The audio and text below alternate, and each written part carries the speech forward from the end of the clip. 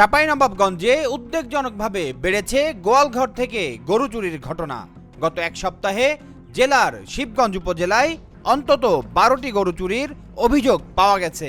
এতে আতঙ্কে দিন কাটাচ্ছেন স্থানীয় কৃষক ও ক্ষুদ্র উদ্যোক্তারা।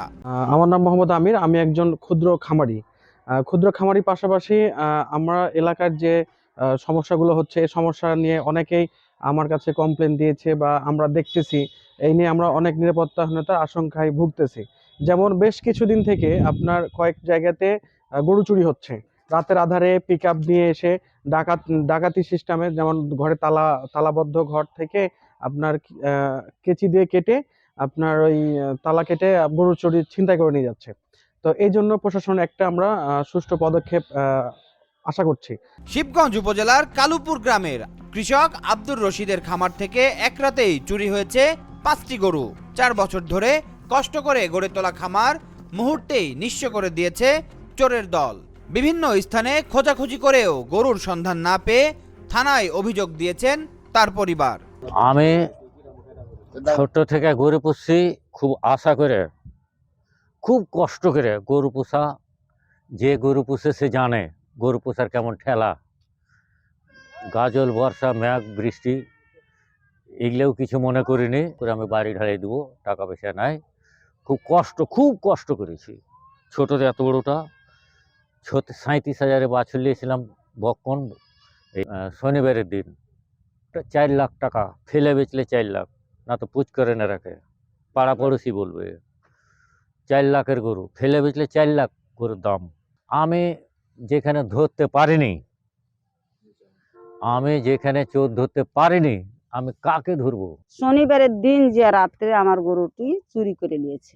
আমরা গরু খোঁজাখুঁজি করেছি, মানুষজনকে বলেছি, কেউ কোনো সন্ধান দিতে পারে না। আর পুলিশের কাছে গেছিলাম, পুলিশের কাছে অভিযোগ দিয়েছি।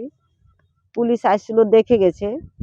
ওরা বলেছে যে আমরা থানায় পৌঁছিয়ে দেবো সব কিছু। এখন পৌঁছেছে না পৌঁছেছে আমরা জানি না, আর বলতে পারবো না। আমরা তিল করে বড় করেছি। আমার আব্বা শ্রম দিয়েছে, আমরা শ্রম দিয়েছি, আমার আম্মা শ্রম দিয়েছে, ফ্যামিলি যজন আছে সবাই শ্রম দিয়েছে গরুর পিছনে। এখন চুরি হয়ে গেছে, আমরা একটা সুষ্ঠু বিচার চাই। আমরা এখন অসহায়, বাড়ির সবাই অসহায় হয়ে গেছে। এখন আমরা একটা সুষ্ঠু বিচার চাই। মামলায় করে থানায় অভিযোগ করেছি, এখনো কোনো কিছু পাইনি, সন্ধান পাইনি। শুধু আব্দুর রশিদই নন, একই উপজেলার আরও অন্তত 5 কৃষকের 8টি গরু চুরি হয়েছে গত কয়েকদিনে। ধারাবাহিক চুরিতে আতঙ্ক ছড়িয়ে পড়েছে পুরো এলাকায়।